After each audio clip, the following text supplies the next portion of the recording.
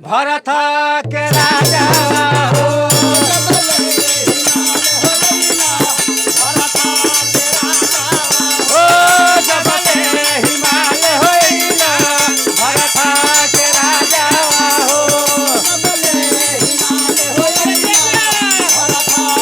अरे शंकर के जटा से बहली गंगिया धार लोकाना फुलावा लागल सोहावन फुलावा लागल सोहावन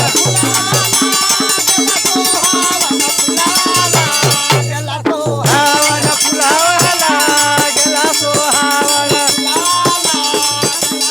हावन फुलावा लागल सोहावन हावन फुलावा लागल सोहावन अरे निचवा लोहे कहो पाया ऊपर हाथी ने कहो छाया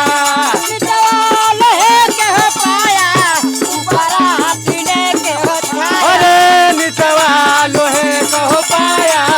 ऊपर हाथी ने कहो छाया अरे ओकरा नीचे पानी करे जहागर मोकामा फुलावा लागल सोहावन फुलावा लागल सोहावन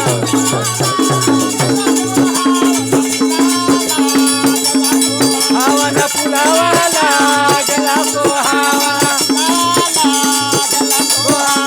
फुलावा लागल सोहावन हावन फुलावा लागल सोहावन अरे नीचे चल रे लहो गाड़ी ऊपर चल मोटर गाड़ी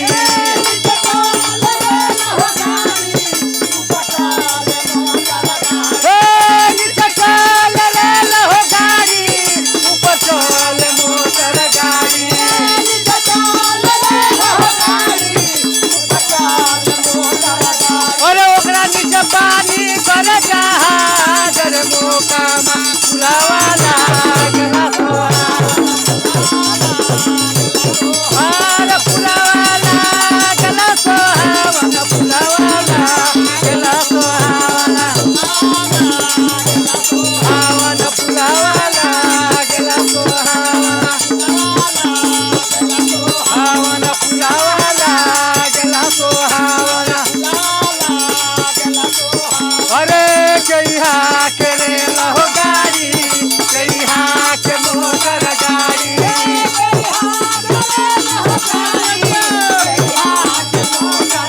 कहिया के रे लहो गाड़ी कहिया के मोटर गाड़ी अरे कहिया के पानी करे जहागर मोकामा फुलावा लागल सोहावन फुलावा लागल सोहावन हावन फुलावा लागल सोहावन हावन फुलावा लागल सोहावन अरे भैया करे लहो गाड़ी ससुरा के मोटर गाड़ी ससुरा करे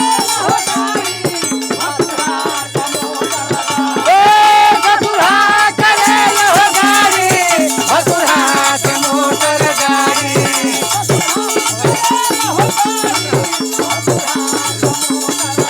अरे सैया का पानी करे जहागर मोकामा फुलावा लागल सोहावन फुलावा लागल सोहावन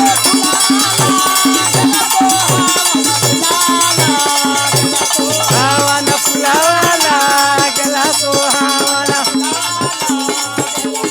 हावन फुलावा लागल सोहावन अरे फुलावा लागल सोहावन फुलावा लागल सोहावन सुहावन फुलावाला गेला सुहावना सुहावन फुलावाला गेला सुहावना सुहावन फुलावाला गेला सुहावना हेलो देखी जा हाला गुला कम करी जा हम बात कहते सुनी जा हेलो कहते ये दिन बात होती है केवल बात चल देखे लायक बा है हम का तो पेट लगा न पाए पे लगल है बड़ा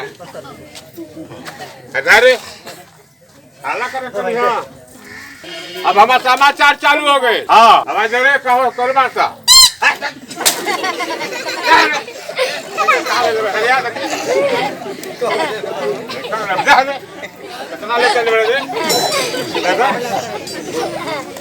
आप सुनिए ध्यान लगा के हालो और देखी तो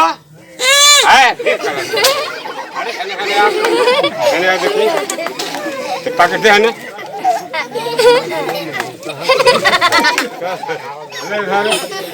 जरा फिर लगले हेलो अरे हट हाँ सुनिए जा आप लेखन रोना के ले हाँ बोलिए सा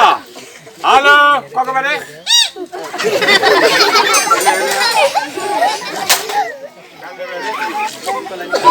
फिर लगले बड़े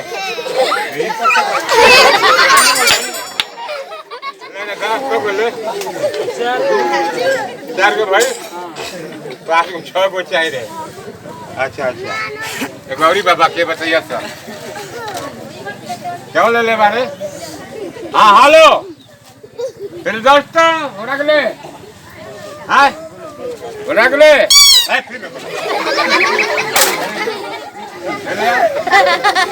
बता कर पहले भाषा तो थोड़ा फिर लगले बड़ा मारब गड़िया मैं पूछ जा ले जा रे अब गड़बड़ा गेला तेरे दोस्तों पैसा लगा हाँ मेरे दोस्तों अरे अरे आने कहाँ ले बड़ा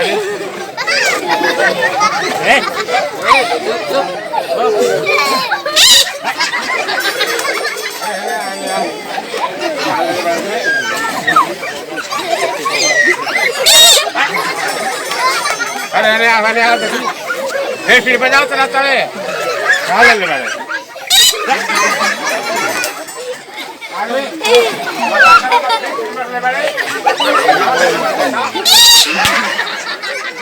करो मतलब सीधे क्या ले रहे हैं